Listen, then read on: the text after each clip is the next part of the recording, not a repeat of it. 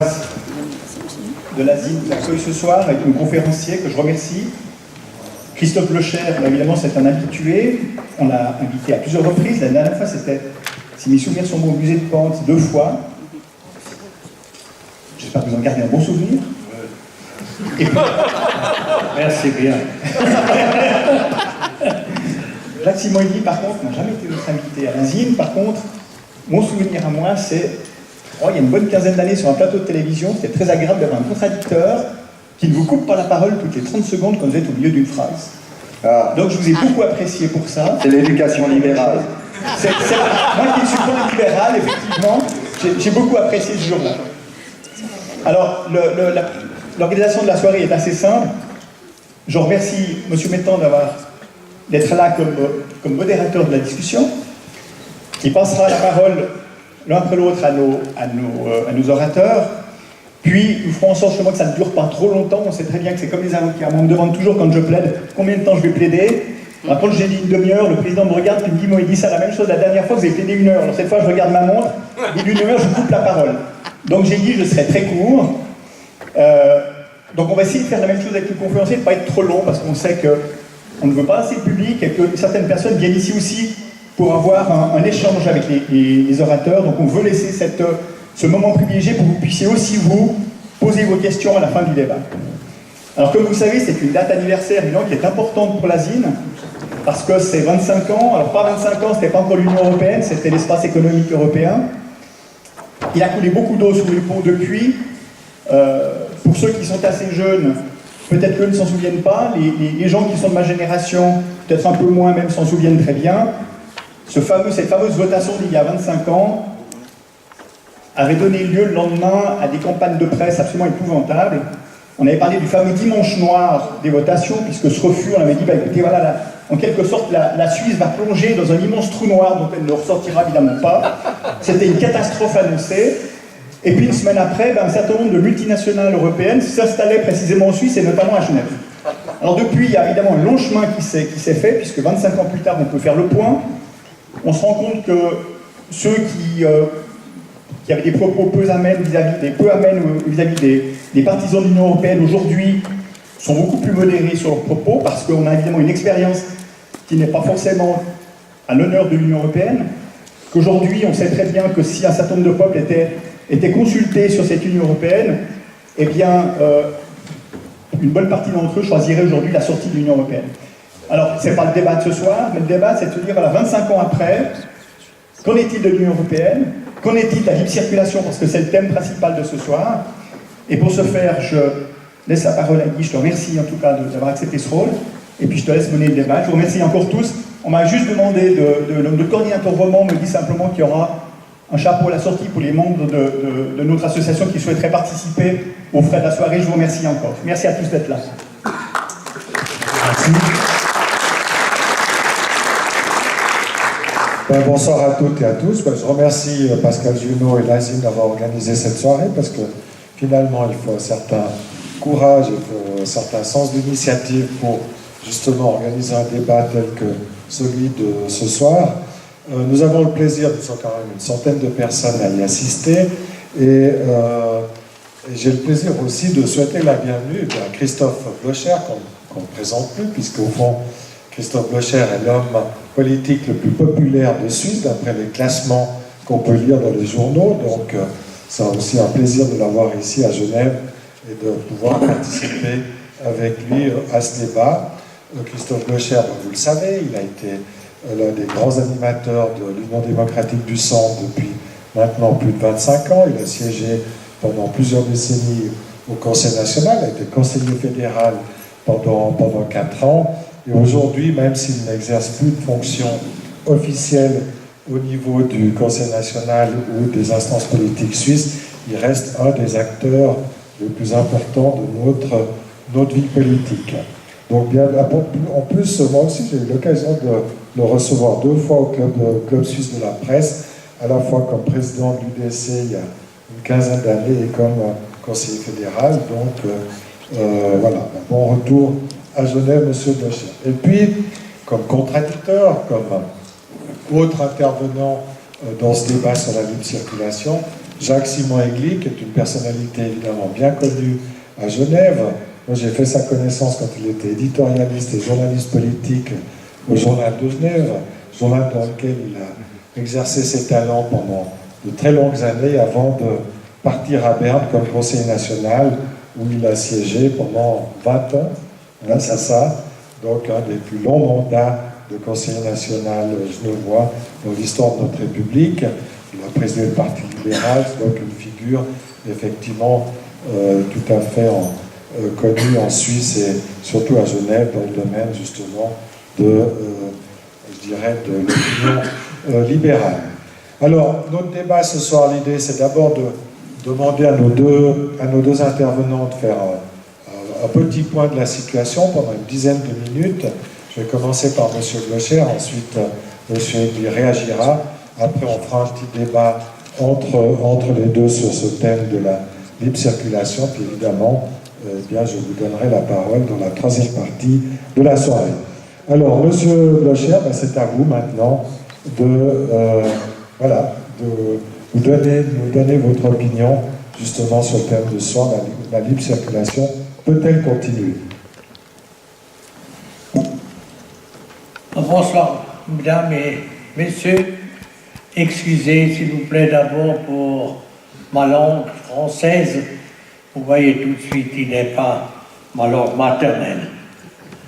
Mais j'ai essayé, après 9 ans de l'école, un peu de parler.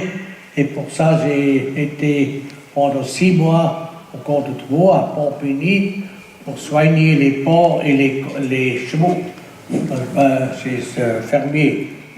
Et après 4 semaines, mon père m'a téléphoné, puis il a dit, tu parles à présent vers français? J'ai dit oui, les porcs et les chevaux me comprennent.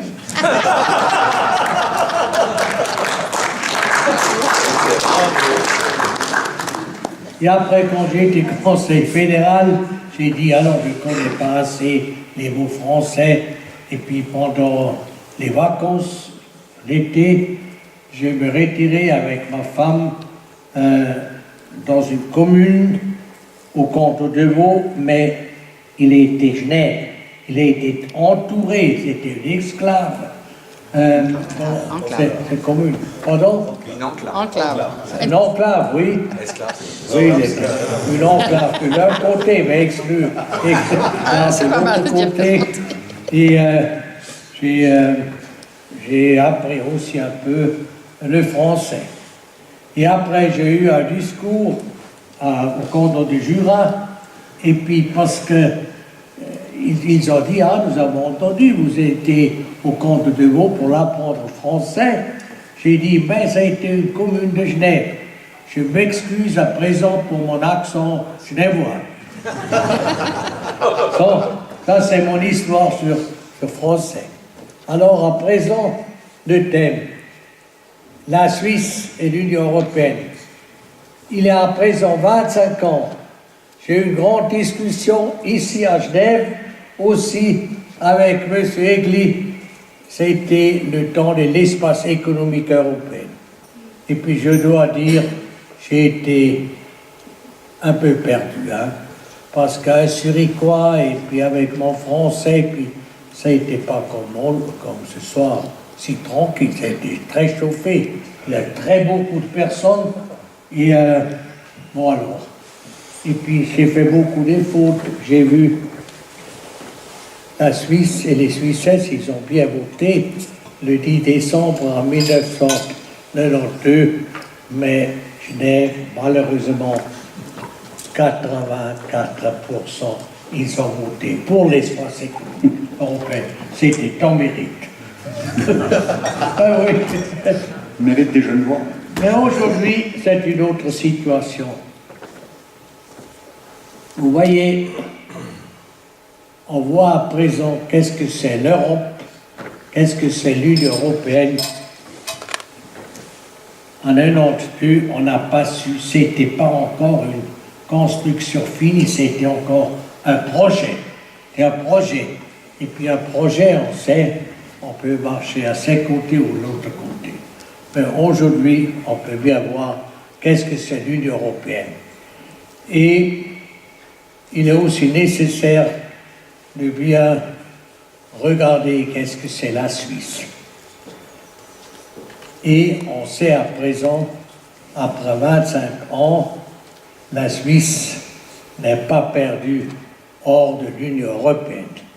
À présent, on veut bien voir. Dans cette année, le Conseil fédéral et surtout les managers des grandes entreprises, ils ont dit, si la Suisse vote non, la Suisse est perdue. La Suisse n'a plus une chance économiquement, politiquement, etc. Ça ne veut pas fonctionner. Et il y a eu des personnes à Berne qui ont dit, si la Suisse vote non, après 5 ans, ça veut dire à 77, 97, la Suisse veut aller à Bruxelles sur les genoux pour prier l'Union européenne que la Suisse veut être un membre. Mais on ne sait pas que l'Union européenne accepte la Suisse parce que après 5 ans, la Suisse est si pauvre et si perdue. On ne veut pas des États qui sont si pauvres. Vous voyez, ça ont été les prophètes. Mais à présent, il est justement le contraire. La Suisse, il fonctionne mieux aussi au point de vue de l'économie que la plupart des autres États de l'Union européenne. Mais quand même, à Berne, on a l'avis de dire qu'il est nécessaire que la Suisse devienne un membre de l'Union européenne. Ils disent plus si fort, parce qu'aujourd'hui on sait que les sondages montrent la Suisse et les Suisses. 85%, ils ne veulent plus que la Suisse entre dans l'Union européenne. Ça, c'est une bonne signe. Mais on cherche des autres voies pour rentrer dans l'Union européenne.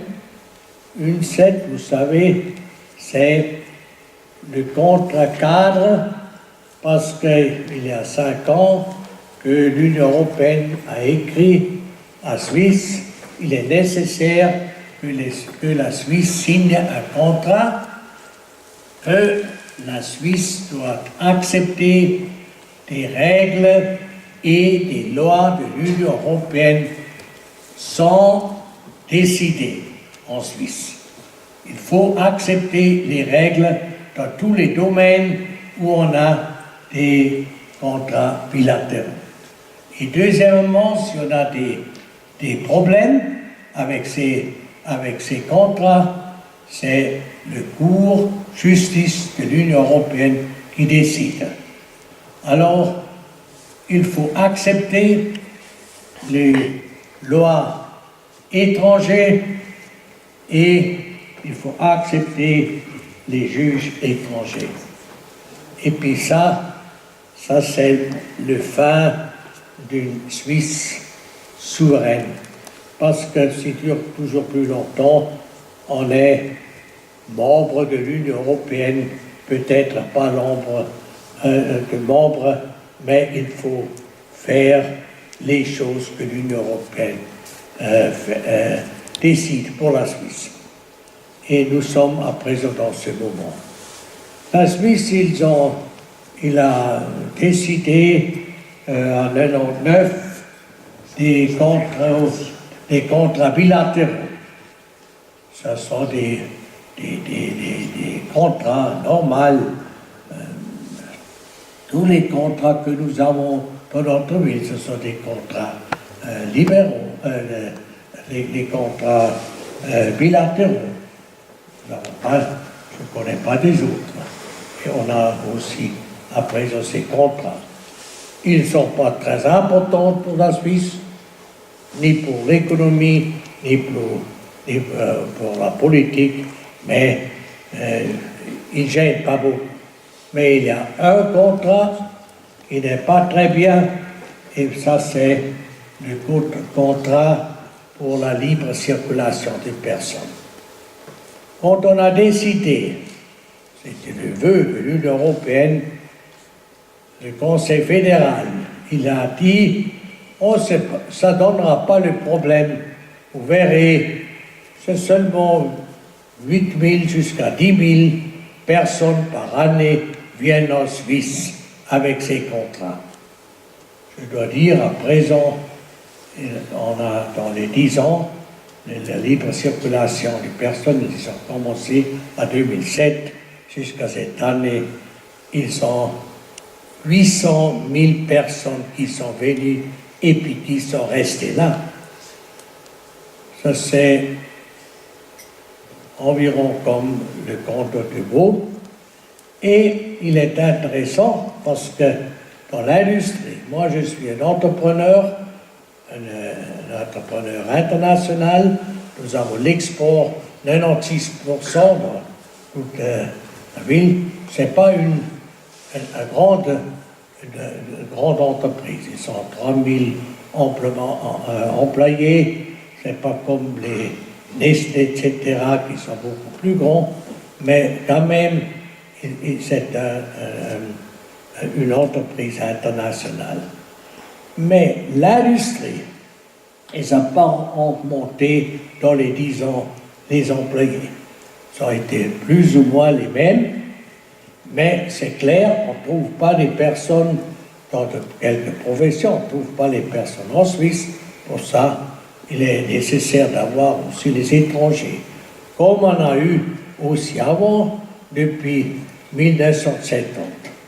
Ça a bien fonctionné, et puis l'industrie a grandi, mais nous avons à présent beaucoup de personnes qui nous n'avons pas besoin, et puis qui viennent.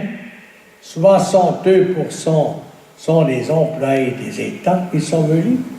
C'est l'État qui est venu plus grand, c'est clair, parce qu'ils disent 800 000 personnes, c'est comme le canton de Vaud, combien des médecins, des maîtres d'école, etc., sans besoin, alors il faut chercher toujours plus.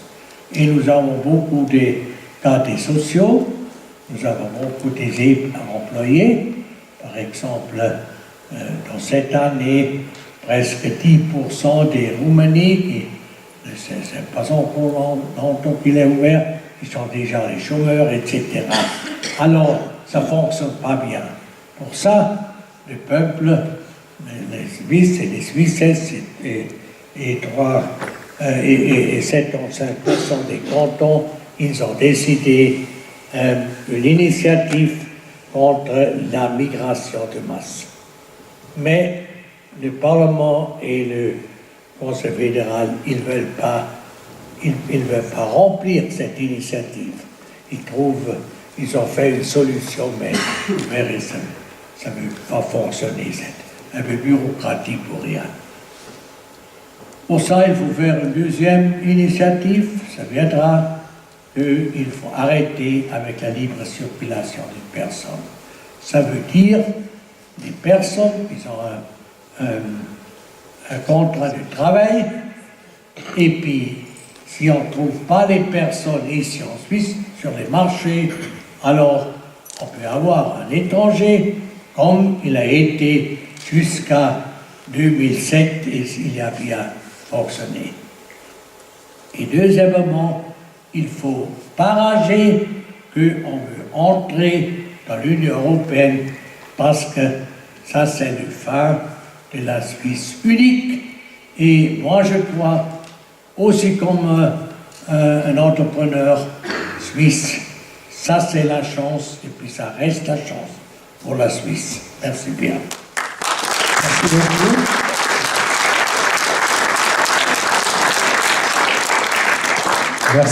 Merci beaucoup, Monsieur Blocher. Maintenant, je vais passer la parole à Jacques-Simon Egli pour 10 ou 12 minutes.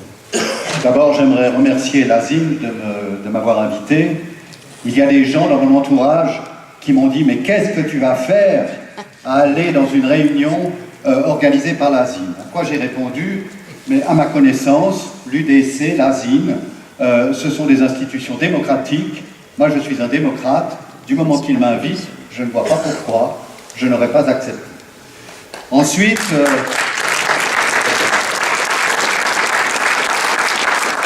ich möchte auch sagen, Herr Blocher, dass, wie Metton gesagt hat, Sie sind ein von den berühmtesten Politikern von der Schweiz und ich bin gar nicht mit Ihnen einverstanden, wenn man sagt Schweiz-Europa. Aber natürlich, was Ihre Statur, was Sie gemacht haben als Entrepreneur, als Politiker und auch als Kulturmäzen, für das habe ich noch viel Respekt. Sie sind für mich noch gar nicht ein Gegner, aber ich bin hier, um Ihnen zu contredire. Je ne sais pas comment on dit contredire en allemand. Widerzusprechen. Widerzusprechen. Alors au fond, qu'est-ce qui nous distingue, Monsieur Blocher et moi? Si on prend un peu de profondeur historique, je crois que c'est que nous n'avons pas le même récit national. Moi, j'ai enseigné l'histoire dans une école privée pendant à peu près 24 ans et j'ai eu beaucoup d'élèves pour les préparer à la maturité fédérale. Ça vous amusera peut-être, mais une de mes élèves, c'était Céline Maudru. Mais voilà, j'ai l'impression que je ne l'ai formée que pour qu'elle tombe dans les bras de Christophe Blocher. Enfin, tant pis, chacune ses préférences. Mais enfin, j'ai eu aussi Alexandre de Snarclan, le président du PLR, et donc vous voyez que, en tout cas, je n'étais pas très dictatorial. Donc, nous n'avons pas le même récit national. Permettez que je vous dise en quelques mots quelle est mon interprétation de l'histoire suisse. Depuis les débuts, je pense que la Suisse a dû trouver la balance, parfois dans une tension dialectique, entre l'affirmation de son autonomie, de son indépendance, de sa souveraineté, et des relations de partenaires avec ses voisins, avec le monde extérieur. Il n'y a jamais eu de possibilité pour la Suisse de pouvoir simplement, elle, toute seule, dire « ça sera comme ça ». Depuis le début, il y a toujours eu une affirmation de son identité et une affirmation, je dirais, de la défense de ses intérêts, mais en relation institutionnelle de partenaires avec l'extérieur. Vous le savez bien, quand on fête les débuts de la Suisse, c'est dans le cadre du Saint-Empire romain germanique, et ça a duré longtemps, très longtemps. Il a fallu attendre le XVIIe siècle pour que le dernier lien juridique soit coupé. Et les débuts, c'était en s'appuyant sur l'empereur. Et encore, paraît-il, m'a-t-on dit, au XVIIe siècle, il y a encore eu une exécution capitale, quelqu'un à qui on a coupé la tête en lui disant « c'est au nom de l'empereur ». Ensuite de quoi? L'Alliance française. Mais mesdames et messieurs, l'Alliance française, il est bon temps de se moquer de la France. Mais nous ne serions pas où nous sommes sans l'Alliance française depuis le XVIe siècle, après Marignan. L'Alliance française a été cruciale pour la cohésion de la France. Là aussi, il a fallu institutionnaliser. Je dirais qu'il y a eu véritablement un contrat entre la France et les confédérés. Ne passons un peu sur la République helvétique, ça c'est une page noire, on est d'accord.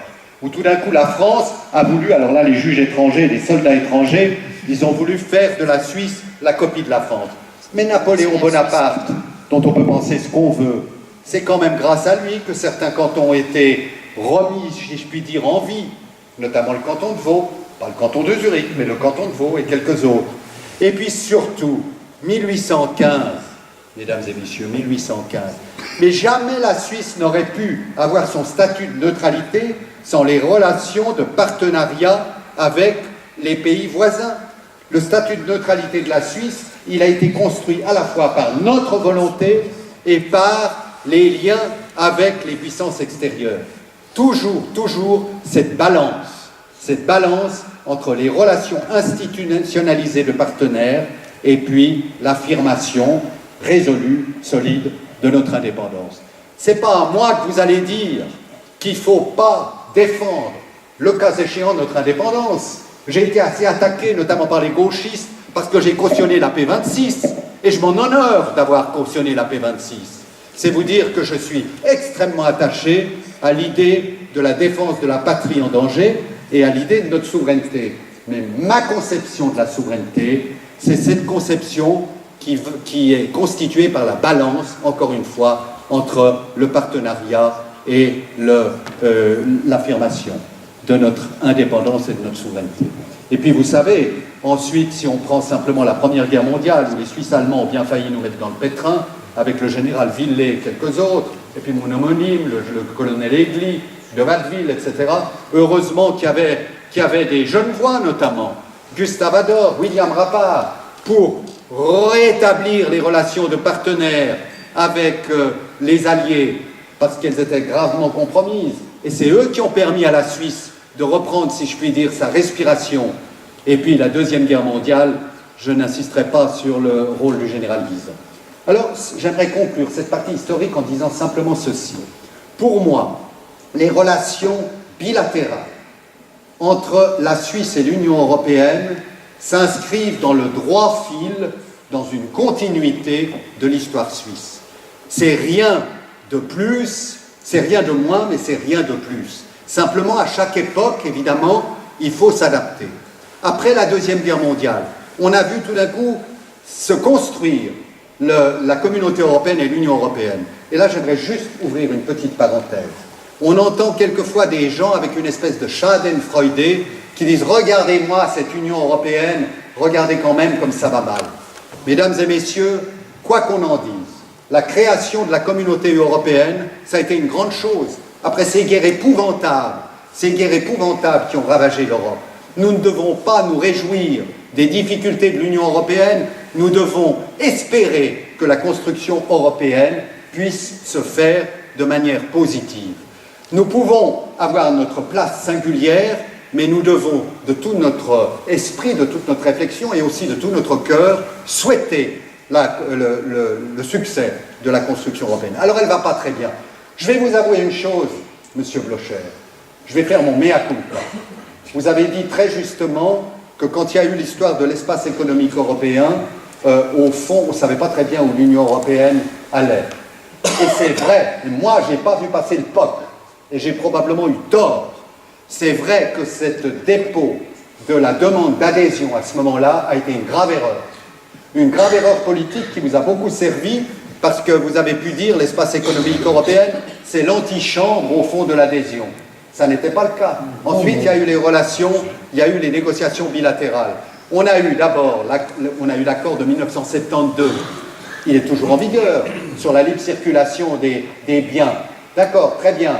Mais après, on en a eu, je crois, on a eu l'accord sur les assurances, et puis ensuite, on a eu les bilatérales 1, avec ces 7 accords dans lesquels il y a la libre circulation des personnes.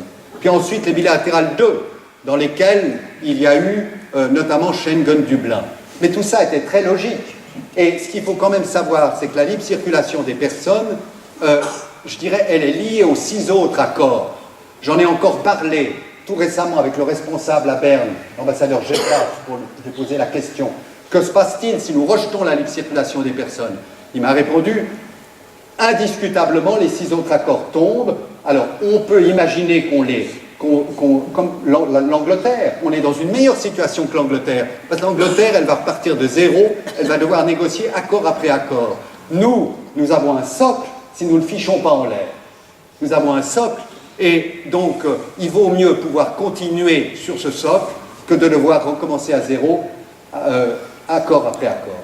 Alors maintenant, 2 choses. Est-ce que je peux encore dire un mot sur la libre circulation et un mot sur l'accord? Encore 2 minutes. Ouais. Alors, alors je pense que ça sera dans le cours de la discussion. Hein? Alors d'abord sur l'accord. Alors, M. Blocher a commencé avec l'accord institutionnel. Mais on agite, je dirais, le chiffon de la peur là où il n'y a pas lieu. Cet accord institutionnel, qu'est-ce que c'est?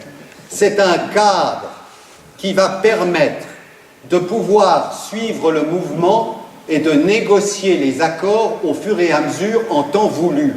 Ça n'est rien de moins, mais ça n'est rien de plus. Cet accord institutionnel, ça veut dire que, par exemple, si tout d'un coup, l'accord qui date déjà de bien des années pour empêcher les entraves techniques aux échanges, eh bien, si tout d'un coup il est adapté au sein de l'Union européenne et qu'il faut donc l'adapter dans la relation de partenaire entre la Suisse et l'Union européenne, eh bien, automatiquement les négociations s'ouvrent. Et puis on le fait.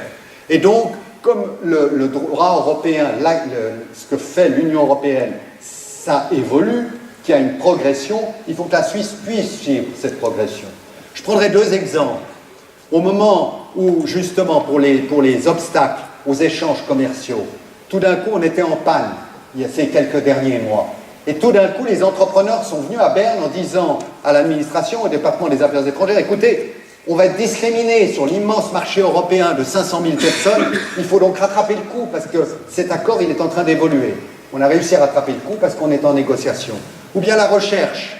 Eh bien, tout d'un coup, à cause des suites de l'initiative, on ne savait pas où on allait. Alors, on a été, Madame Sommaruga a dit maintenant, on ne peut plus accorder la libre circulation à la Croatie au moment de l'élargissement. Tant que ça a été coupé, on n'était plus dans les programmes de recherche européens. Ça a été rattrapé.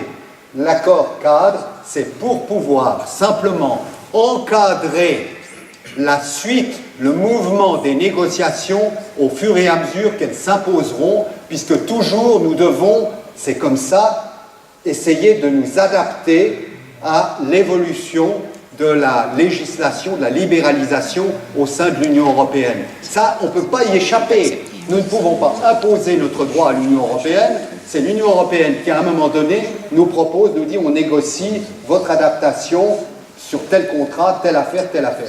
Alors moi, j'aimerais simplement terminer, à propos de cet accord institutionnel, à dire à M. Blocher et à dire à l'ASIN, mais de quoi avez-vous peur? De qui avez-vous peur? Mais de vous-même? Si M. Blocher, à n'importe quel moment, pas content de tel accord, parce qu'il considère que la souveraineté serait en jeu, si le vieux lion rugit et fait trembler le palais fédéral, et si tous les lionceaux accourent pour rugir avec lui, le palais fédéral tremblera. Vous aurez toujours cette possibilité. Je m'explique. C'est que dans le mécanisme qui est prévu, l'accord institutionnel donc fait qu'on négocie tel ou tel accord sur tel ou tel sujet. Et puis cet accord, la Suisse n'a pas envie de l'interpréter comme l'Union européenne. Donc le comité mixte essaye de discuter. On est d'accord. Le comité mixte discute. On ne se met pas d'accord. Alors l'Union européenne dit, écoutez, on ne se met pas d'accord parce que la Suisse dit, juridiquement, ça ne marche pas, on n'est pas d'accord. Alors l'Union européenne dit, écoutez, nous avons une Cour de justice européenne, et les juristes de la Cour de justice européenne, les juges étrangers, vont dire le droit. Ils disent le droit. Alors à ce moment-là, et ces juges, il y a 3 ou 4 juges par instance, il y a souvent des histoires entre pays de l'Union européenne, ils disent le droit, et puis ensuite ils reviendront et ils diront à la Suisse, écoutez, sur cet accord, nous tenons, voilà l'interprétation juridique, nous tenons à ce que ça soit comme ça. La Suisse aura toute liberté de dire non. La Suisse, pour tel ou tel accord qui aura été négocié dans le cadre donc, de cet accord cadre, aura toute liberté, le Conseil fédéral, ensuite le Parlement, de dire non. La Suisse aura toute liberté d'entendre M. Blocher qui dira « je ne veux pas de ça » et l'ASIN derrière lui, ou l'UDC. Et par exemple, si le Conseil fédéral et le Parlement disaient « non, mais on s'aligne », lancer un référendum. La démocratie directe ne sera jamais en jeu. Ce déroulement des négociations bilatérales, c'est simplement pour pouvoir s'adapter au fur et à mesure. Il n'en est pas question de sacrifier notre droit souverain et notre démocratie. C'est une erreur, et ceux qui disent cela, de bonne foi, ça j'en suis bien persuadé, ils se font à eux-mêmes des peurs, et ils communiquent des peurs, parce qu'au fond, ils ont peur d'eux-mêmes. Mais vous êtes la démonstration même, M. Blocher, depuis l'histoire de l'espace économique européen, que jamais, jamais la décision finale ne peut échapper au peuple. Alors de quoi avez-vous peur? Simplement, je crois qu'il est mieux, il est beaucoup mieux pour la défense des intérêts de la Suisse que nous puissions négocier dans un cadre qui ne cesse d'évoluer, avec des accords qui ne cessent d'évoluer, pour être up-to-date, au bon moment, en train de négocier pour défendre nos intérêts. En ce qui concerne la libre circulation, il faudrait vraiment que j'y revienne parce que j'ai beaucoup à dire, mais je ne veux pas... On aura l'occasion pendant le débat. Très bien, merci beaucoup. Merci beaucoup Jean-Simon. Effectivement, monsieur Blocher a rappelé l'histoire récente depuis 25 ans, puis le vote au fond du 10 décembre 1992. Jacques Simon est remonté un petit peu plus loin dans notre histoire, mais je crois que ces deux rappels étaient importants. Avant de passer au débat et à la confrontation proprement dite, j'aimerais poser à chacun de nos deux intervenants une petite question un peu piquante. Monsieur Blocher, on peut vous donner raison, effectivement, sur le fait que le 10 décembre 1992, vous êtes opposé à l'espace économique européen et que vous avez eu raison. Oui. Vous avez dit plus tard dans votre intervention que la Suisse, grâce à ce vote négatif, la Suisse avait mieux performé, s'était mieux développée que le reste de l'Union européenne. Mais ça, est-ce que c'est pas grâce à la libre circulation qui est entrée en vigueur depuis 10 ans? Vous, comme entrepreneur, est-ce que vous n'en avez pas aussi profité? Et si la Suisse fait mieux que l'Europe, est-ce que c'est pas grâce à la libre circulation et non pas à cause? Non, malgré la libre circulation des personnes, elle marche encore bien. Expliquez-nous. Non, mais d'abord, vous avez entendu une interprétation de ce contrat cadre. C'est la première fois que j'ai entendu ça. Mais s'il était le contient de ce contrat, nous sommes à votre côté. Hein. Ah ben voilà. Mais il n'est pas comme ça. Si, ça sera comme ça. Non, j'ai été avec comme on a décidé. D'abord, c'est une lettre de M. Barroso, il était encore le responsable de l'Union européenne, et puis il a dit, il est nécessaire que vous acceptez un contrat, et dans ce contrat, il est écrit, il faut accepter le droit, les lois de l'Union européenne dans tous les domaines que vous avez déjà un contrat bilatéral. Par exemple, le contrat de trafic que nous avons de Nord-Sud, ça c'est le plus important pour l'Union européenne. Et par exemple, nous avons ici en Suisse les restrictions pour les transports des animaux. Mais si après le contrat avec une liaison institutionnelle, il n'est plus possible. Si l'Union européenne prend des décisions pour le transport des animaux, il le faut faire parce qu'il est le domaine de trafic. Et puis s'il y a des autres choses, il faut accepter. Et puis il faut accepter aussi, la Suisse ne peut pas dire non. Ça veut dire, ils ont la possibilité de dire non. Vous avez raison. Mais si la Suisse dit non, l'Union européenne a la possibilité de punir la Suisse. Ça, c'est pas une libre. Aujourd'hui, ils disent les mesures, ils ont en allemand, ils ont des bons noms trouvés. C'est 9 Ausgleichsmaßnahmen. Hein. Ça veut dire les mesures pour faire une compensation. Oui. La prochaine fois, si quelqu'un doit aller dans la prison, ça c'est les Ausgleichsmaßnahmen. Non, ça c'est contre la souveraineté. Il est nécessaire, que vous avez dit, que nous avons la liberté d'accepter quelque chose. Ça est nécessaire. Et bien regardez l'histoire, vous avez parlé de l'histoire de la Suisse. La Suisse était toujours, vous avez raison, était très ouverte. Ils ont eu des contrats avec les autres pays, surtout aussi avec la France, avec le monnaie, etc. Mais ils ont eu toujours la Suisse de décider seule. Et puis si on a un accord, on fait comme ça, alors c'est fait.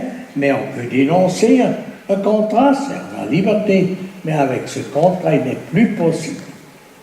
Vous pouvez regarder le mandat de la Suisse, aussi le Conseil fédéral, il a accepté ce mandat,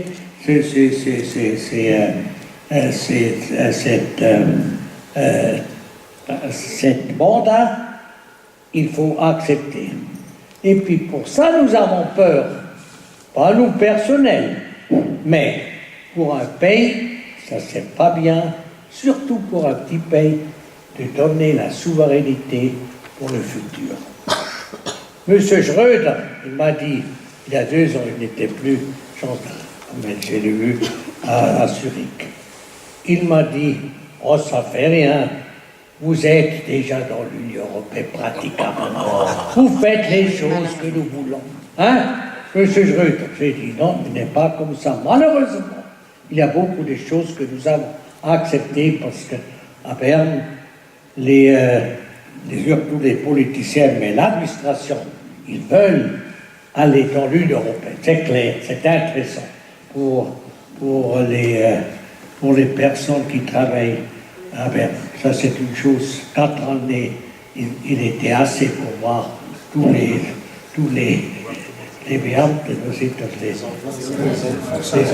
fonctionnaires. Ils aiment, ils vont là-bas. C'est intéressant parce que toute l'Europe, il est grand et puis on est quelqu'un, tout le monde est responsable pour tous, mais personne pour quelque chose. Hein. Ça, c'est intéressant. Mais ça c'est le climat. Hein, c'est le climat. Je ne dis pas que monsieur, il n'est pas un fonctionnaire de Ségli. Moi, je ne suis pas fonctionnaire. Mais vous pensez que je suis contaminé? Oui, je ne sais pas. Hein. Mais il faut regarder. Ça, c'est la résistance. C'est ça la résistance. Et dans les 2 mandats, il a écrit comme ça. Et M. Burkhalter, il arrête à présent, mais il a aussi toujours dit non.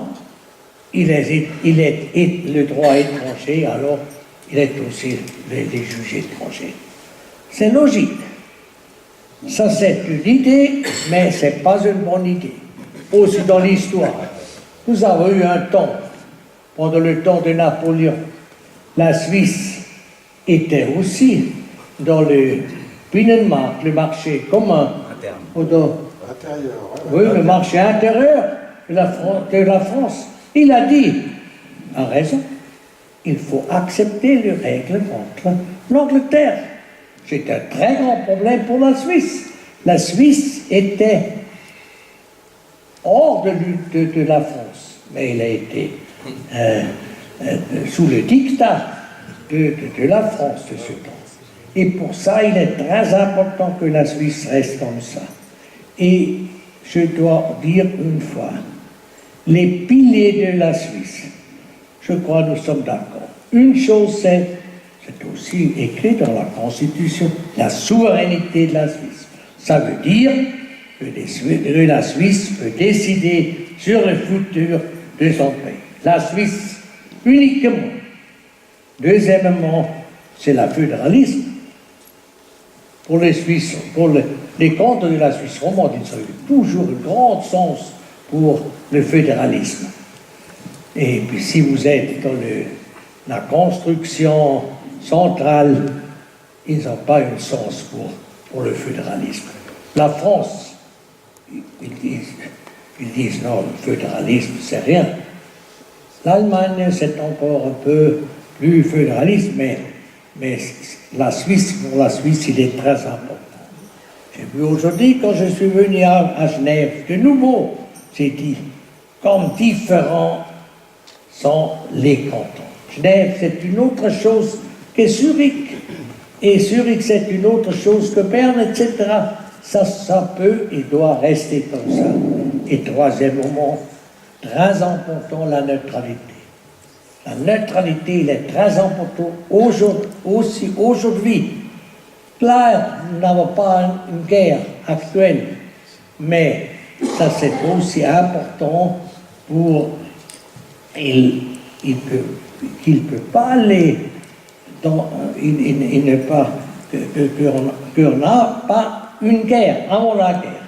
Vous avez parlé de la Deuxième Guerre mondiale.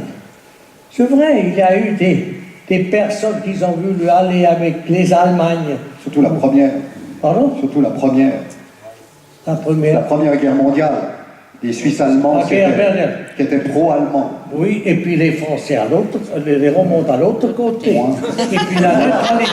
Non, dans la guerre mondiale, dans la première guerre mondiale, c'était très important la neutralité pour les deux choses. Hein. Parce que là, il a eu des sympathies avec les Allemandes, et puis les autres avec les Françaises, mais on a dit, reste neutre. Et la deuxième mondiale, c'est encore plus important. On n'a pas eu si beaucoup de personnes qui ont voulu aller avec l'Allemagne, etc. Mais la neutralité, ça a été un sauvage aussi. Ça doit rester. Ce sont les piliers. Et l'ouverture de la Suisse, il est très important. Mais contre tous les pays du monde. Et deuxièmement, sans se intégrer institutionnellement. Ça, c'est ça, on a eu toujours. Et si on écrit un contrat, comme le contrat de libre circulation de personnes, si on a fait une faute, on peut changer. Pourquoi on peut changer? C'est un contrat. On peut faire mieux. Vous verrez, si l'économie marche moins bien qu'avant, parce qu'à présent vous avez partout, pas seulement en Suisse, l'Europe, tout le monde, c'est une très bonne conjoncture, mais s'il veut tomber, ça donnera les grands problèmes. Pour ça, il faut mieux régler. Mais ça, c'est pas une chose fondamentale, c'est une règle comme ça. Mais constitutionnelle, ça, c'est très dangereux. Merci pour cette explication. Je vais aussi poser une question à M. Elie. En même temps, du débat avant de répondre, je vais poser une question à M. Blocher. Aussi une question. Au fond, Jacques Simon dit, quand on vous entend, la libre circulation, ça a l'air d'être une merveille. La Suisse en profite, tout le monde en profite. Mais est-ce que derrière cette libre circulation, est-ce que ce n'est pas l'action, au fond, des entreprises? Est-ce que ce n'est pas un moyen, au fond, d'empêcher, enfin, de faire du dumping social, du dumping salarial, en favorisant l'accès au marché de l'emploi et au marché du travail de dizaines de milliers de personnes qui, chaque année, viennent travailler chez nous? Est-ce que ce n'est pas un moyen, au fond, est-ce que c'est pas un moyen de lutter, au fond, contre le peuple suisse, puisque ça fait pression sur les salaires d'une part, et que ça fait pression sur les emplois d'autre part? Vous jouez très bien votre rôle de provocateur. Eh bien, écoutez, non. Je crois que, d'abord, après le rejet de l'espace économique européen, il n'y a aucun doute que la Suisse, dans les années 90, a traversé une période pour d'autres raisons aussi, mais une période qui était difficile. Il n'y a aucun doute, dans mon esprit, que les négociations bilatérales, et notamment les négociations bilatérales 1 avec la libre circulation, ont contribué à la reprise et à la prospérité de la Suisse. En ce qui concerne la libre circulation, je vais tout de suite vous dire ceci. Je ne suis pas le dogmatique qui dit la libre circulation, rien que ça, il n'y a que des avantages. Oui, il peut y avoir quelques inconvénients. Oui, il peut, par exemple, dans la libre circulation, il y a les frontaliers. On a à Genève 88 000 frontaliers à peu près. Évidemment que si vous regardez les infrastructures, si vous regardez les bouchons, si vous regardez en ce qui concerne les étrangers à Genève, aussi la pression sur le marché du logement, vous direz qu'il y a des inconvénients. N'est-ce pas? La question, c'est de savoir si vous regardez le verre au quart vide ou si vous regardez le verre aux 3/4 plein. Et moi, je pense que les aspects positifs sont largement plus importants. Prenez Genève, par exemple, où vous avez, je dirais, à peu près 300 000, offres d'emploi qui doivent être pourvues. Mais vous n'avez, si vous prenez que la population de résidence, que 200 000 possibles. Vous êtes bien obligé de faire appel à la population étrangère, aux travailleurs étrangers. Je suis d'accord que peut-être, notamment en ce qui concerne les branches qui sont les branches, je dirais, issues de diplômes universitaires, qu'il peut y avoir un effet modérateur de par la main-d'œuvre étrangère, les travailleurs étrangers hautement qualifiés. Peut-être que ça modère un peu la hausse des salaires. par rapport à ce qu'on pourrait imaginer qu'elle serait sans eux. Mais hausse des salaires, il y a eu. Il y a eu plus de hausse des salaires depuis la libre circulation qu'avant.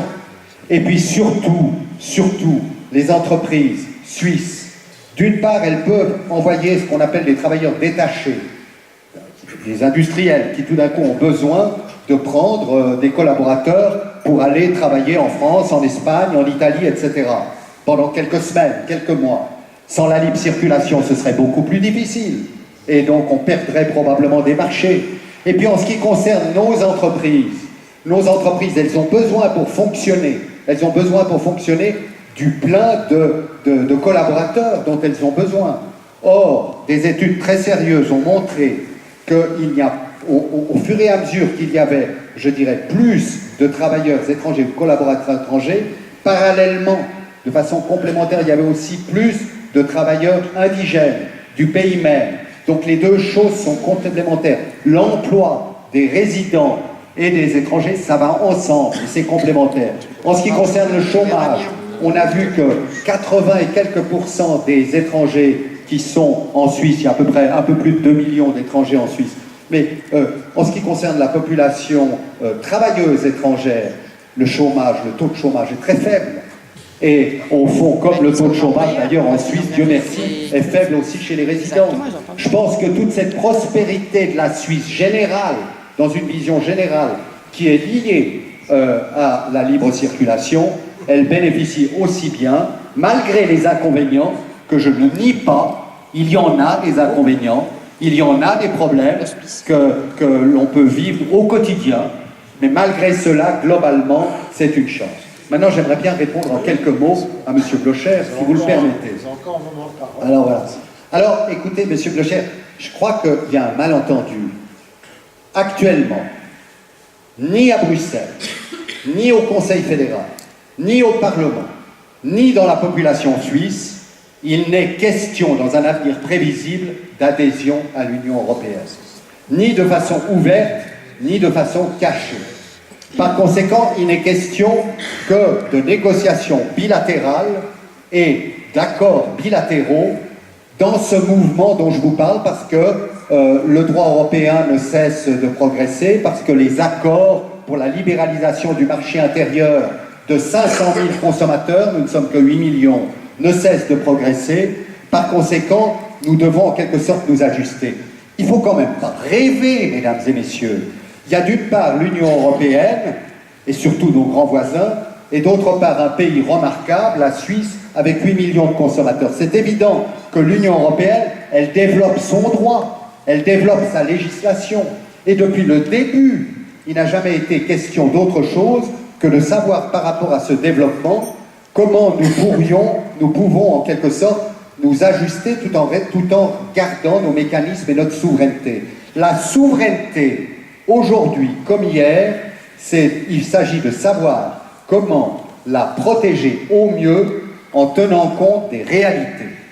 Et la réalité, c'est qu'il y a un marché européen, une construction européenne qui est toujours en mouvement et que la Suisse doit pouvoir s'inscrire dans ce mouvement de façon à défendre ses intérêts, défendre sa population, la prospérité de sa population, et cela en gardant le maximum de souveraineté. Et alors, Monsieur Blocher, je dois vous dire que je sors, parce que je savais que j'aurais l'honneur d'être avec vous ce soir, je sors du Palais fédéral où j'ai passé 2 heures de temps avec l'ambassadeur Getta, lequel est vraiment en prise toutes ces dernières semaines et ces derniers jours sur la question de l'accord institutionnel. Je vous assure que cet accord institutionnel, c'est un cadre pour permettre justement la négociation au fur et à mesure, mais que nous garderons notre souveraineté, notre pouvoir de décision, notre pouvoir de rejet, accord après accord. Et la chose juste que vous avez dite, parce que vous avez quand même dit, oui, en effet, si vraiment on ne veut pas, si M. Blocher ne veut pas, alors bon, on dira non. Mais la chose juste que vous avez dite, c'est qu'à un moment donné, si sur tel accord, la Suisse dit non, je ne l'interprète pas comme vous, donc je n'accepte pas votre interprétation, même si vous êtes allé jusqu'à la Cour de justice européenne pour dire le droit, c'est non. Alors évidemment, vous appelez ça une punition, on appelle ça en effet des mesures compensatoires, en fait, ben voilà, il y aura de nouveau au sein du comité mixte Union européenne-Suisse, comment est-ce qu'on fait après ce couac sur un accord pour, je dirais, vivre ça. Mais voilà, mais la souveraineté n'est pas en cause. Cet accord cadre, c'est une méthode de travail pour les négociations, pour que ça ne soit pas au coup par coup. L'Union européenne ne veut plus, elle est trop grande, ça devient trop compliqué, elle ne veut plus simplement dire « Ah bon, bah, accord A, l'année prochaine on parlera de l'accord B », elle veut au fond des négociations paquets en quelque sorte. Mais nous resterons toujours libres de dire non et non. Donc d'une part, M. Blocher, je pense que la libre circulation, globalement, malgré les inconvénients que je ne nie pas, contrairement à ce que vous dites, on a retrouvé la prospérité malgré la libre circulation. Moi je dis, on a retrouvé la prospérité avec et en partie grâce à la libre circulation des personnes, qui est indispensable vu notre démographie qui n'est pas si forte et vu le besoin général de nos entreprises et de nos services de travailleurs étrangers. L'hôpital de Genève, vous savez, sans les frontaliers, on peut le fermer. Parce que la moitié des travailleurs à l'hôpital de Genève, ils sont faits évidemment, notamment de Français.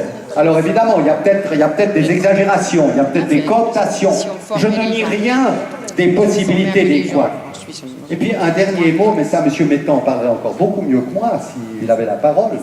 Un dernier mot pour l'application de l'initiative contre l'immigration de masse, qui a été évidemment un choc dans la politique suisse, et vous avez gagné.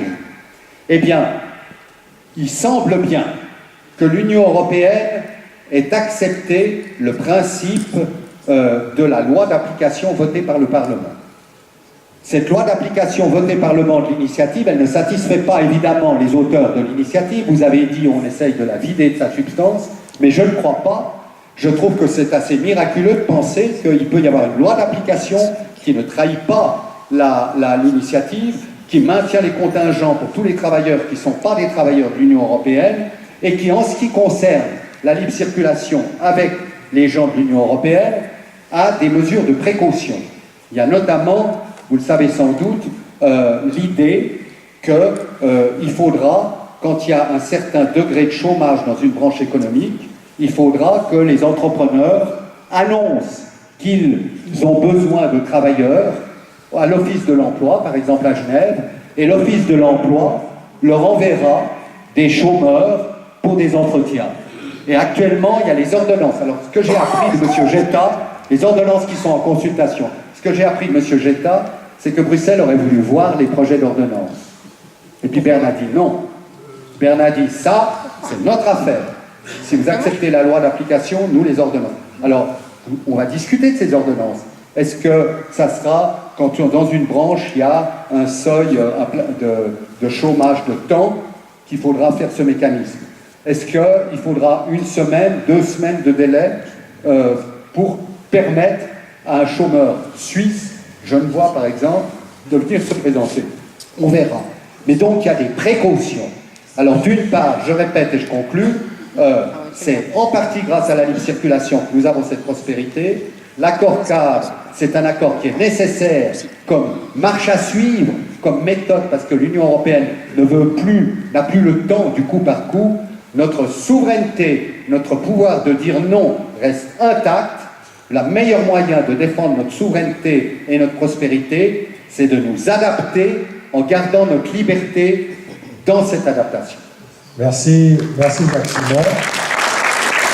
Juste pour rebondir sur ce qui a été dit, après je passerai la parole. Monsieur Blocher, est-ce que vous êtes d'accord avec l'opinion de Jacques Simon comme quoi l'ordonnance d'application de l'initiative contre l'immigration de masse est une bonne chose et que ce soit une bonne chose que l'Union européenne ait accepté cette ordonnance d'application? Ça, c'est la première question. Non, ils n'ont pas accepté l'ordonnance, ils ont accepté la loi. Oui, la loi, pardon. La loi d'application. L'ordonnance, ils n'ont rien à dire. Oui, la loi d'application, pardon. Et puis la deuxième question, là je reprends aussi, Monsieur Egli vous a dit que vous aviez peur. Bon, vous ne faites pas l'effet d'un homme qui éprouve de grandes peurs, mais il a dit que vous avez au fond peur de cette libre circulation. Alors pourquoi vous avez peur? Est-ce qu'il a raison ou pas? Donc les deux questions. Moi, je commence avec la deuxième. Je suis entrepreneur. Et pour nous, la libre circulation personne, c'est fantastique. Mais il est contre les intérêts économiques de la Suisse.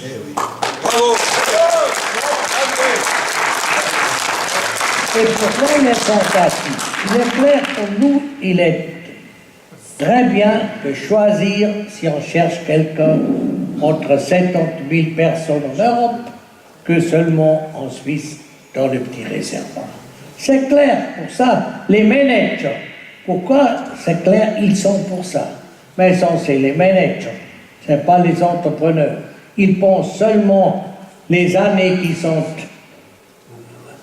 sur le poste, hein. Et vous voyez, c'est presque toujours pas longtemps. Hein. Après quelques années, ils vont et puis ils sont bien salariés, ça y est. Mais pour quelqu'un qui regarde pour la Suisse, il n'est pas bien. Pourquoi?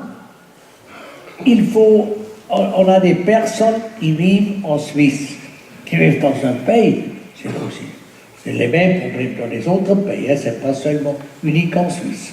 Regardez une fois, par exemple, aux États-Unis, pas seulement à cause de Trump, c'était toujours comme ça, c'est très restrictif, parce qu'ils disent d'abord, il faut avoir il faut regarder pour les personnes qui sont là. Je peux comprendre. Et pour ça, nous, on a fait en 1971, je crois. 71. On a fait les règles pour la restriction suisse. Jusqu'à ce temps, on a eu la libre circulation personne. Et puis on a eu de grands problèmes. C'était le temps encore de Schwarzenbach, initiative, etc., qui était très dur. J'ai dit 300 000 personnes rejettent la Suisse, etc. Et après, il a bien fonctionné. C'était clair, c'était plus dur pour nous. Je connais ce temps, j'étais déjà dans l'industrie dans ce temps. Alors, pour chercher une personne, on a tous les années, on a discuté combien de personnes a besoin dans les domaines en Suisse. Et après, si on a cherché une personne, si on n'a pas trouvé en Suisse quelqu'un, on a dit, je donne permission. Ici, vous voyez, je fais les affiches, etc. Je n'ai pas trouvé. Et puis, c'est pas Berne qui a fait ça, c'est les cantons, dans les cantons, et puis il a bien fonctionné. On a eu pas beaucoup de chômeurs. Plus que 3%, tu étais encore conseil fédéral avec moi, c'était plus que 3%. Je n'ai pas eu l'honneur d'être au Conseil fédéral, mais je t'écoutais Conseil national. au Conseil national. On sait plus ou moins la même chose.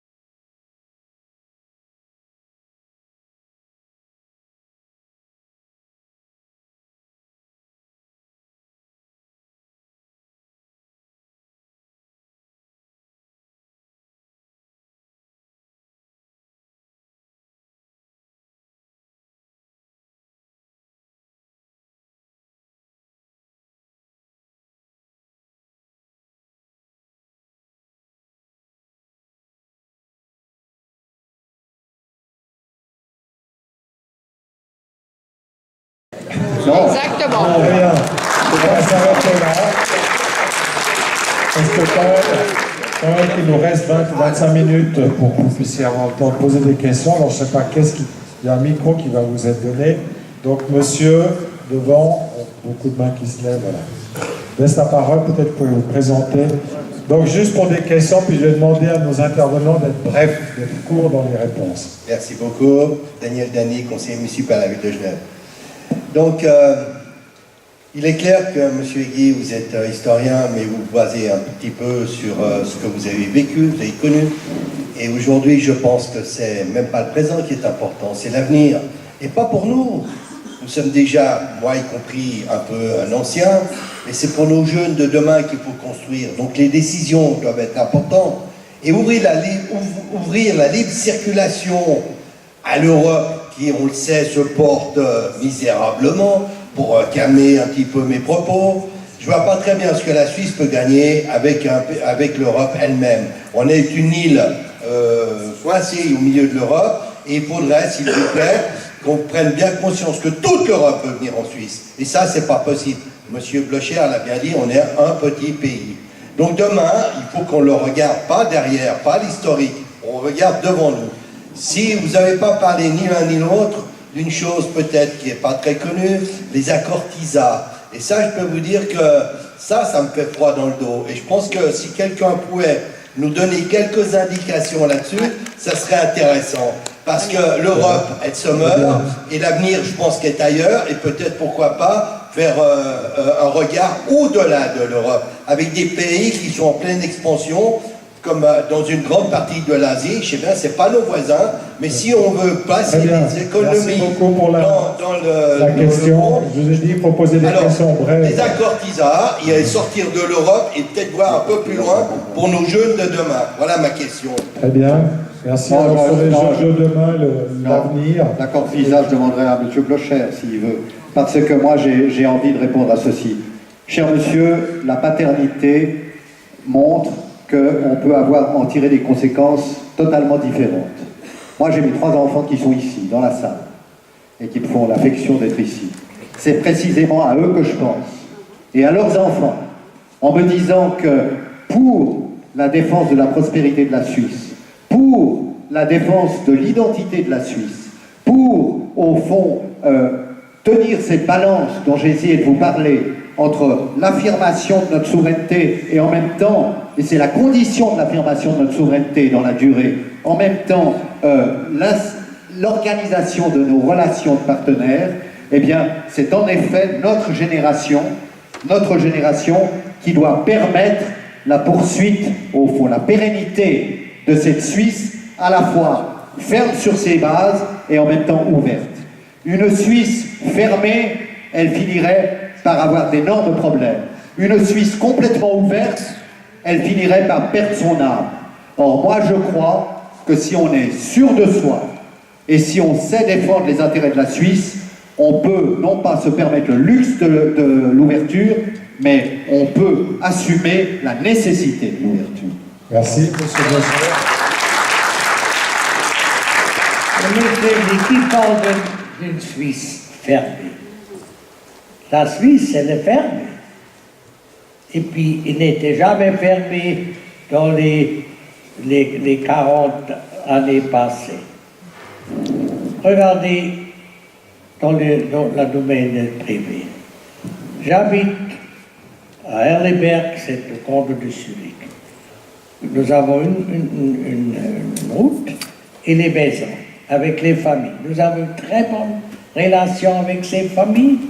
Et puis la maison, elle est ouverte. Si quelqu'un vient, peut dire, alors on veut discuter quelque chose, etc. Ou quelqu'un est malade, etc. Nous avons une très bonne relation avec les voisins. Vous m'invitez? Mais, au canton de Zurich. Et à présent, si quelqu'un vient et peut dire, non, il faut ouvrir la porte, tout le monde peut entrer dans vos chambres, etc. J'ai dit, nous restons des amis, des voisins, mais dans cette maison, on veut décider seul, comme comme on vit dans cette maison. Et ce n'est pas une maison fermée, mais ce n'est pas une maison qui est ouverte pour tout le monde. C'est la même chose ici, à présent en Suisse. On fait on veut tout le monde est bienvenu, mais on veut dire qui est tout le monde. Ce n'est pas toutes les personnes qui il y a les Européens puis les non-Européens. Les non-Européens sont toujours soumis à ce contingent. Mais les Européens aussi. Pas tous les Européens sont bienvenus ici. Non, c'est pas. Si on a du travail, bon alors, voilà. Mais si on donne du travail, et puis on a un Suisse ou des Suisses qui n'ont pas du travail, c'est faux, parce qu'il faut regarder pour les personnes qui habitent là d'abord, et après, si on peut donner encore du travail pour les autres, il faut ouvrir.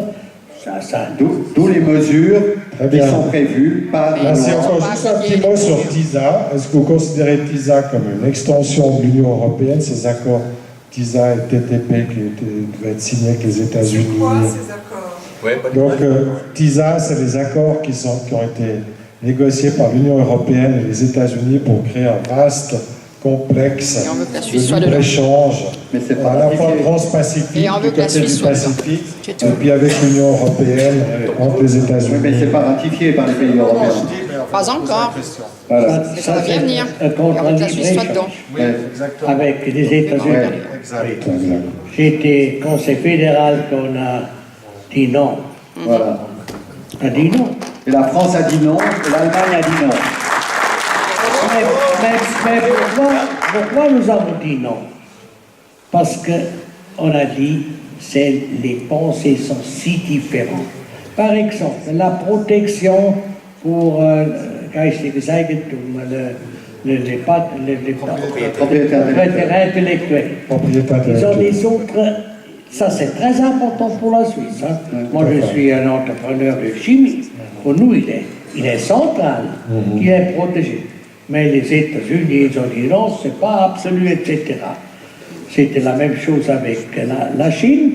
Vous avez dit, sans la protection, on ne peut pas signer. C'est clair.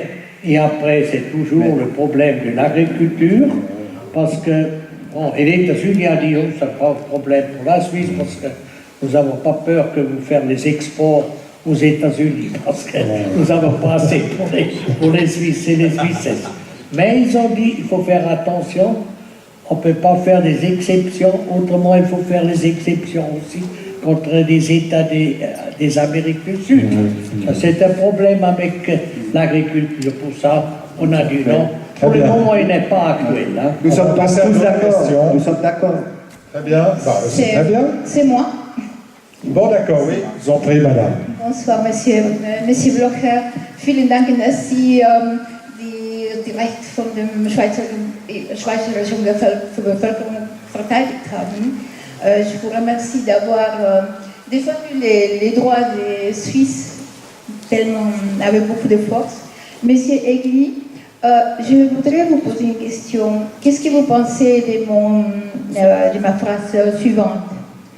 Je pense qu'on s'arrête ici beaucoup trop tôt. C'est-à-dire, l'Union européenne n'est qu'une phase de la mondialisation. Et nous nous arrêtons là parce qu'on ne veut pas dire quel est le but de la mondialisation. L'Europe n'est qu'une branche de ce projet pour le nouvel ordre économique. Et leur but, c'est vraiment d'annuler, effacer les frontières de tous les pays et d'augmenter l'immigration totalement et librement. Bravo. Très bien. Alors voilà. Merci. Merci, madame. Alors, est-ce que Oui, je ne sais pas très bien.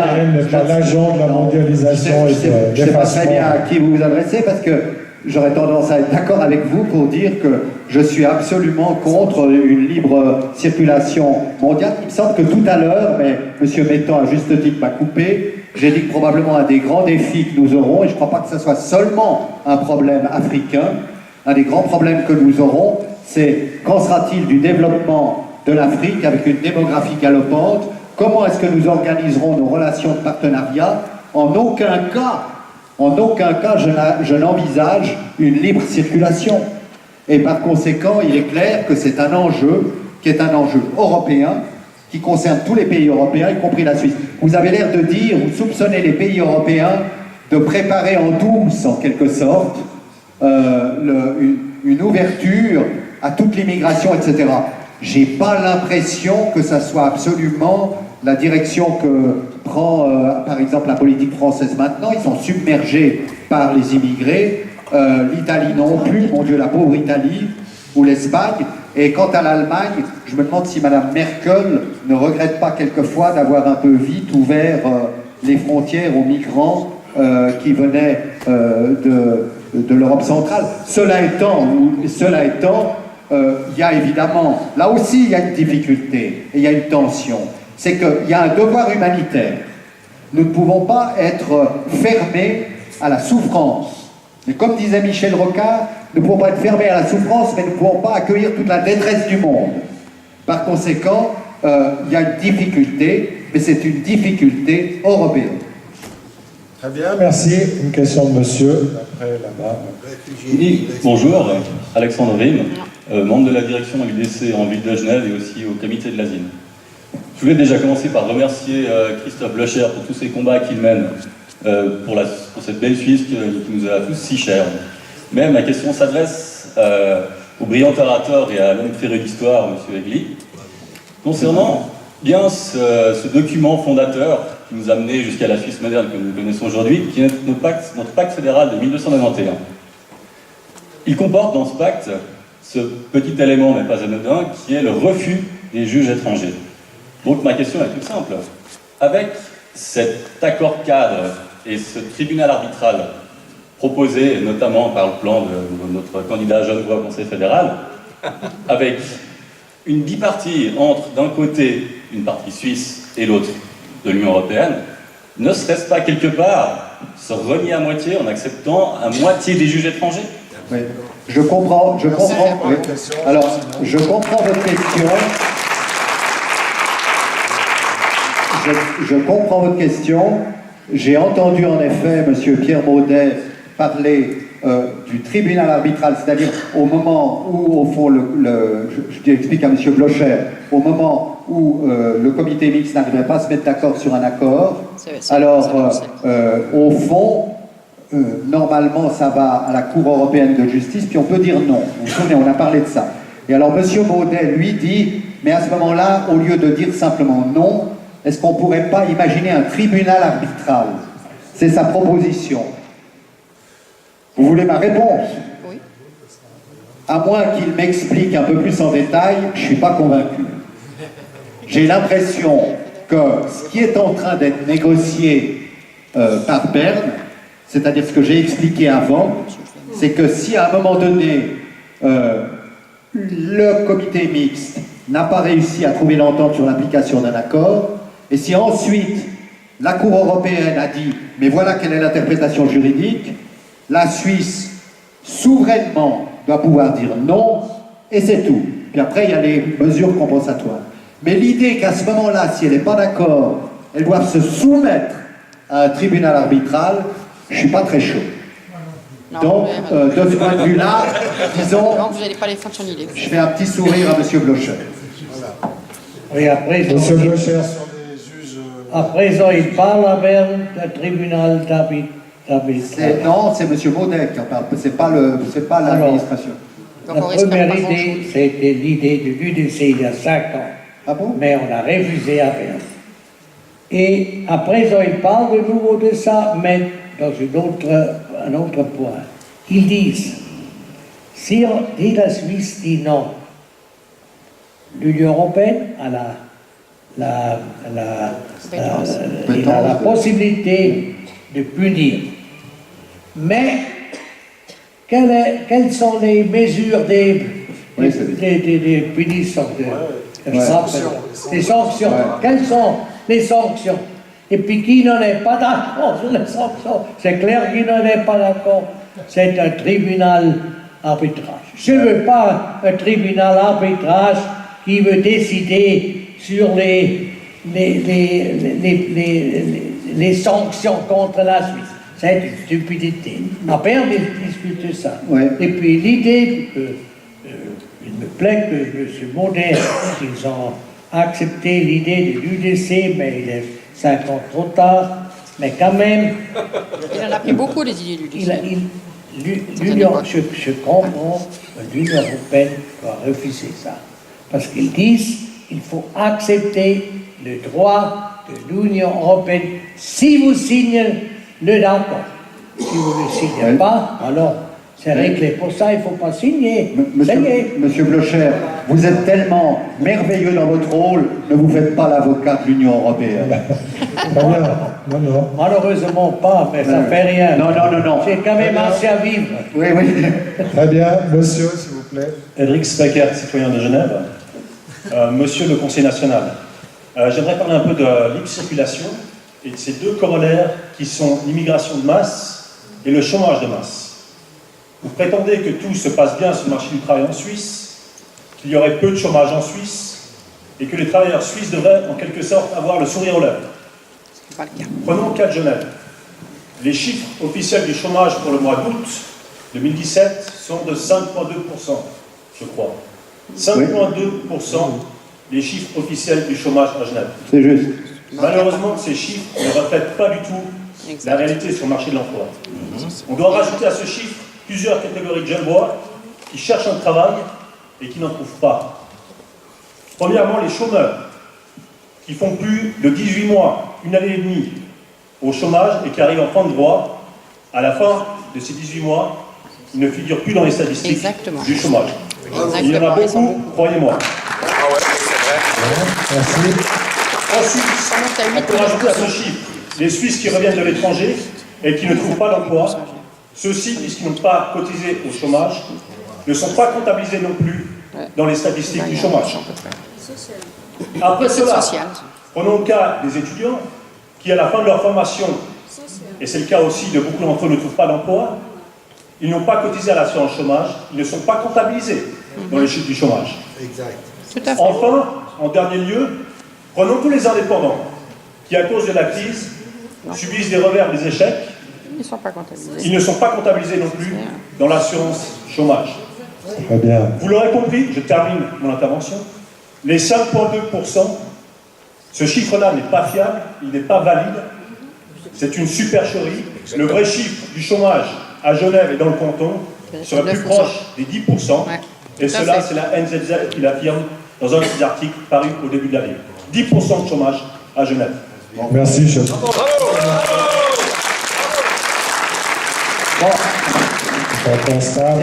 c'est plus une affirmation qu'une question que vous pose. Alors, je le prends comme une prise de position. Je vous dirais ceci, c'est que avant la libre circulation, les années qui ont précédé, j'ai essayé d'expliquer avant que depuis qu'il y a la libre circulation, la prospérité générale en Suisse a augmenté. Avant la libre circulation, les chiffres qui étaient probablement contestés de la même manière par vous montraient qu'on avait au moins 7,5 à 8% de chômage. Et aujourd'hui, comme vous l'avez dit, à peu près 5,2. Donc, de toute façon, tout étant considéré, les résidents genevois ont profité de manière générale de la libre circulation. Maintenant, en ce qui concerne tout ce que vous dites, eh ben, je pense que vous avez raison. Il y a des tas de couacs. C'est la raison pour laquelle je trouve que ces mesures d'application de l'initiative, dont on a parlé tout à l'heure, c'est-à-dire l'obligation pour une entreprise, dès qu'il y a un niveau de chômage qui est supérieur à temps, de devoir demander, annoncer à l'office cantonal, et puis que les chômeurs puissent venir se présenter, eh ben je pense que ça peut corriger, en partie en tout cas, ce que vous dites. Mais il restera toujours des zones d'ombre. D'une manière générale, je suis désolé, je ne peux pas dire que vous ayez tort sur tous les points que vous avez énoncés. Je comprends bien ce que vous avez dit, j'ai bien entendu, mais je reste profondément persuadé, comme à peu près tous les observateurs et toutes les autorités, que les choses vont mieux avec la libre circulation que sans la libre circulation. Très bien, on va prendre une dernière question parce que on laisse un petit peu de temps encore pour discuter après. On va prendre une dernière, peut-être encore 2 questions maximum. Et puis après, on va voir monsieur. Alors, Pilestre, c'est là. Je suis entrepreneur à Genève. Je suis dans l'autonomie énergétique des bâtiments. Et il y a quelques jours, j'étais à l'université d'été du PLR Genevois. Et Jean-Luc Favre, patron d'ABB, s'est exprimé sur le futur de l'emploi, justement. Et il a dit que dans 5 ans, 65% des emplois existants aujourd'hui n'existeraient plus. 65% des emplois existants aujourd'hui n'existent plus. C'est ce qu'il a dit. Et moi, je lui ai répondu, dans 5 ans, 65% des emplois seront remplacés par, on sera rentier et vacancier. Je suis rentier depuis 5 ans, puisque je me suis autonomisé, j'ai démissionné de mon activité salariée, j'étais indépendant. Et salarié, en fait, le soleil, l'autonomie énergétique nous rend indépendants, fait qu'en fait, on n'a plus besoin d'apporter de pétrole, de gaz, de nucléaire, des pays en Afrique, qui fait qu'on fait des guerres pour l'énergie, pour notre énergie. Voilà. Posez-vous. Merci. En fait, ma question, on peut faire une transition avec ça, on pourrait utiliser les fonds des caisses de pension pour assainir les bâtiments qu'elles possèdent, et en fait, une grosse partie des loyers baisseraient et des charges baisseraient. Merci pour... Non, mais est-ce que je peux juste répondre? Mais je ne peux pas répondre à la dernière partie de votre question, je ne me sens pas compétent. Mais je dirais simplement ceci, c'est qu'en effet, j'ai essayé d'évoquer des problèmes qui sont sur nous pour tout ce siècle. Hein. Eh bien, j'ai parlé du risque d'immigration massive, par exemple de l'Afrique. Mais je pense que M. Blocher, alors là, on sort de l'histoire de la libre circulation et de tout ça. La question générale de la transformation de l'économie et de la transformation de l'emploi et du fait que beaucoup d'emplois vont disparaître, c'est un problème européen, sinon mondial. Et à mon avis, je pense que M. Blocher vous répondrait mieux que moi sur ce point-là, qui est en effet un grand défi. Je crois que peut-être une question effectivement qui est tout à fait intéressante, peut-être un petit peu hors du cadre. M. Blocher, vous souhaitez répondre là-dessus ou... Mais Claire, on peut pas parler sur tous les problèmes. Oui. On a parlé de la libre circulation de personnes avec l'Europe, mais on a un gros problème avec c'est pas la libre circulation de l'Afrique, mais c'est aussi une grande migration des pays pauvres du monde. C'est toujours la même chose dans les pays riches. Nous avons une règle que je trouve, c'est une règle de la responsabilité. Les personnes qui sont de vrais réfugiés, ils peuvent rester ici. Mais les personnes qui cherchent seulement le travail de l'Afrique, parce qu'ils n'ont pas de travail là-bas, ça, on ne peut pas accepter.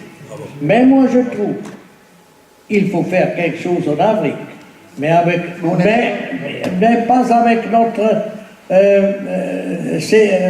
inclusif. L'aide au développement. L'aide au développement.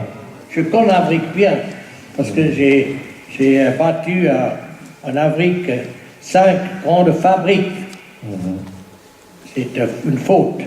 Mais les fabriques, ils ne sont pas payées par les Africains, ils ont été payés par les Allemands avec cette aide. Parce que j'ai vu les Africains, ils ne sont pas capables de produire avec la technologie qu'on a voulu faire. C'est du bon sens. Hein. C'est une autre chose avec les Chinois. Hein. Les Chinois, ils peuvent faire ça. Il faut regarder un peu la mentalité. Et deuxièmement, la faute avec la sécurité, avec l'aide au développement, si vous donnez de l'argent, tout le monde en Afrique dit où on peut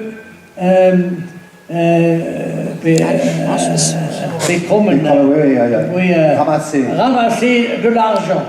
C'est faux. Il faut regarder qu'est-ce qu'on peut faire, qu'est-ce qu'on peut produire, qu'est-ce qu'on peut faire et puis en vendre. Mais on est toujours la même chose. Grand problème Afrique, tous les États disent alors il faut faire développement là, et puis on donne de l'argent. Il fait des promis avec beaucoup de milliards de dollars. Ils ne donnent pas, mais il faut des prémis, etc. Ça, on ne peut pas avancer. J'ai battu, il y a 30 ans, un hôpital en Afrique, à Ghana, parce que j'ai une sœur qui était médecin là-bas, et puis c'était un cadeau, un grand hôpital. C'était aussi faute de moi. Et après, ils n'ont pas eu les médecins. J'ai dit, alors, cherchez 10 médecins de Ghana à Zurich pour étudier. Et après, vous allez à Ghana, dans l'hôpital, ils ont signé, c'était gratuit cette étude. Et après, s'ils ont été finis, ils ont marié les Suisses, et puis ils sont restés.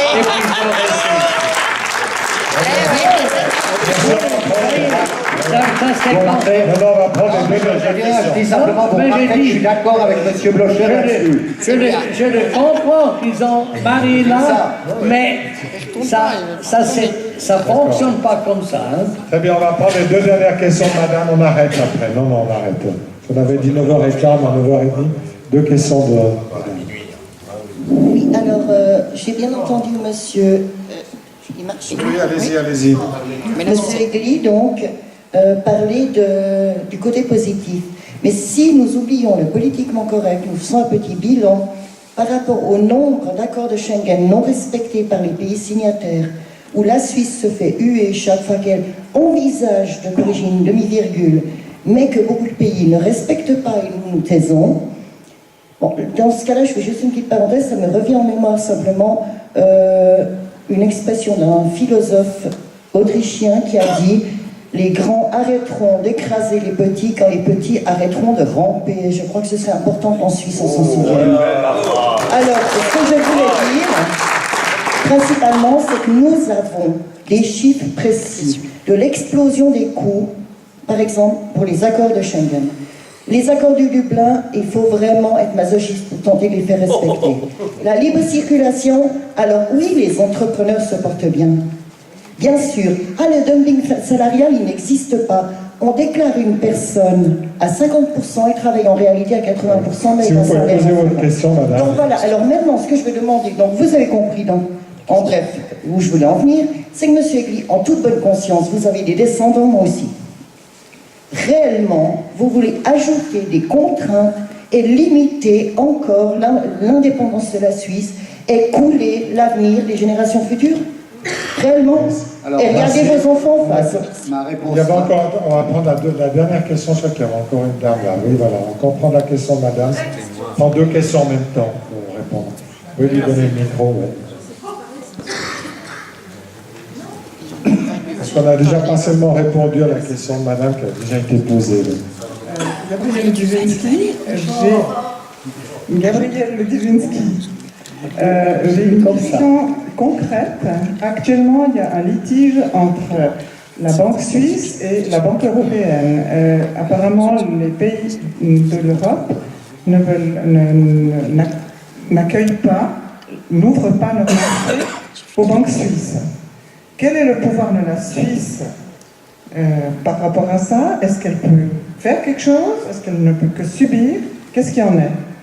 Merci beaucoup. Ce sera des questions de conclusion, questions qui ouvrent sur l'avenir. Donc, est-ce qu'on brade l'indépendance de la Suisse et donc l'avenir de nos enfants?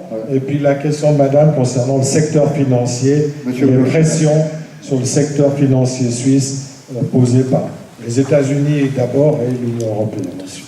Oui. Alors, le dernier mot sera pour M. Blocher, il répondra sur cette question de la Banque européenne et de la Banque suisse.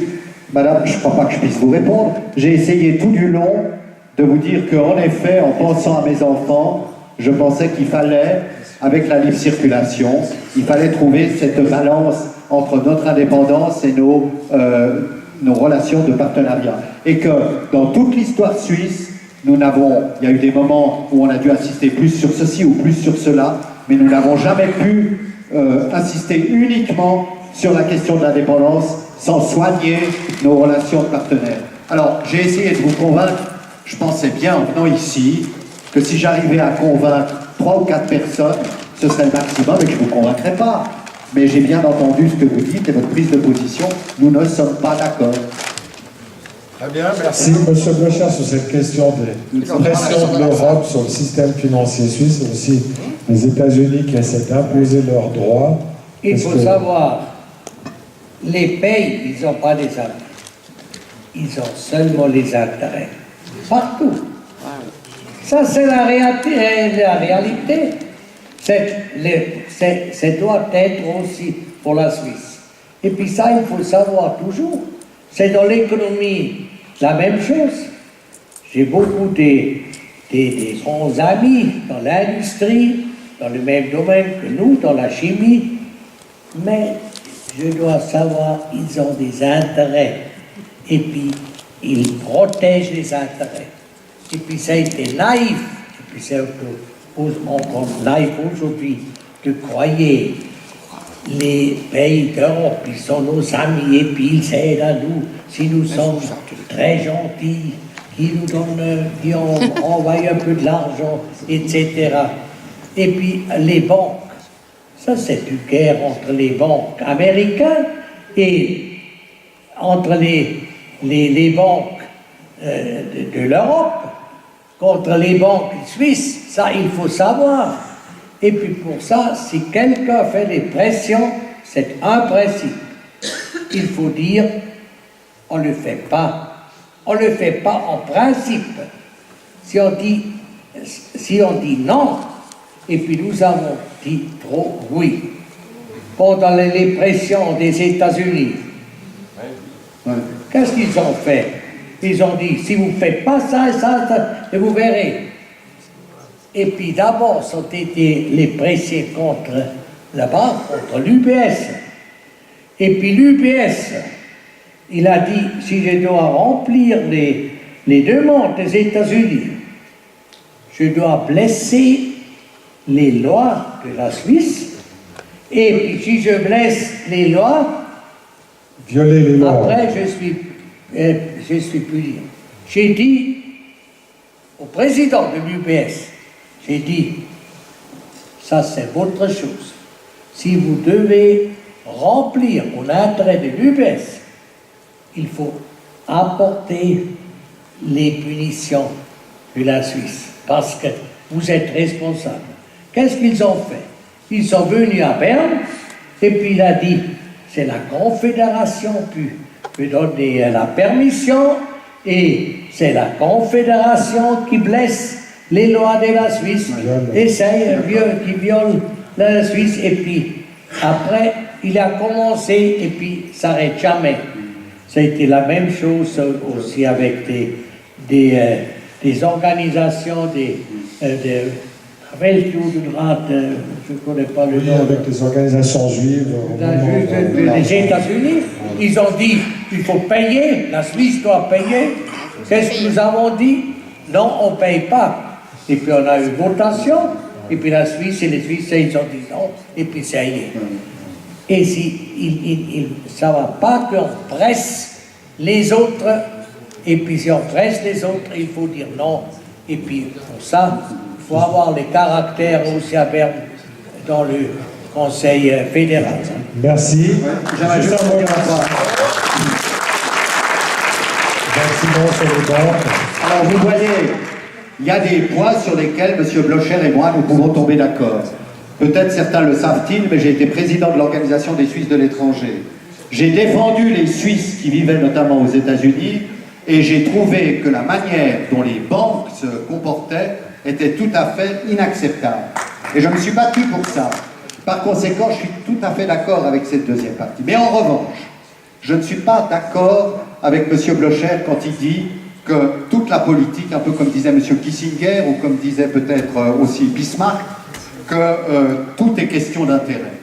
Au fond, si vous prenez la personne humaine, vous avez la tête et vous avez le cœur.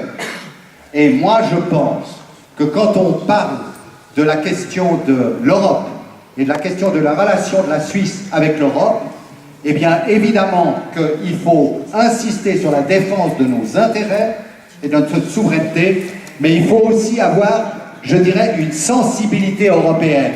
Nous sommes en Europe, l'avenir de ce continent avec les problèmes démographiques, mais l'avenir de ce continent avec ses cultures, cet avenir de ce continent nous importe.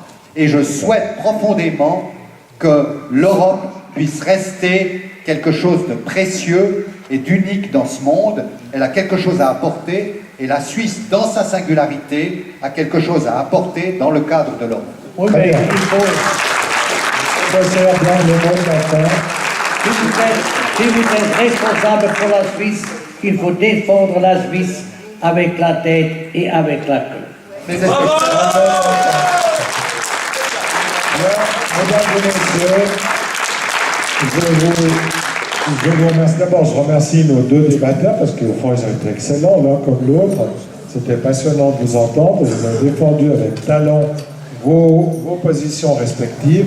J'aimerais aussi vous remercier pour vos contributions parce que vous avez posé des questions, vous nous avez écoutés. Et je crois qu'on peut se faire une meilleure idée. On voit aussi que les points de vue ne sont pas toujours si éloignés l'un de l'autre. Donc merci encore à tous les deux. Je crois qu'on peut applaudir nos deux débatteurs parce qu'ils ont bien mérité.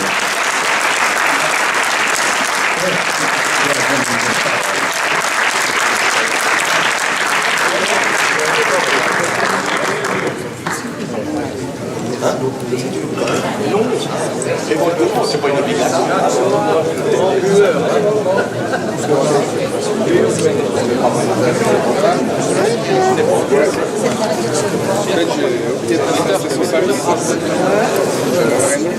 Petite équipe qui est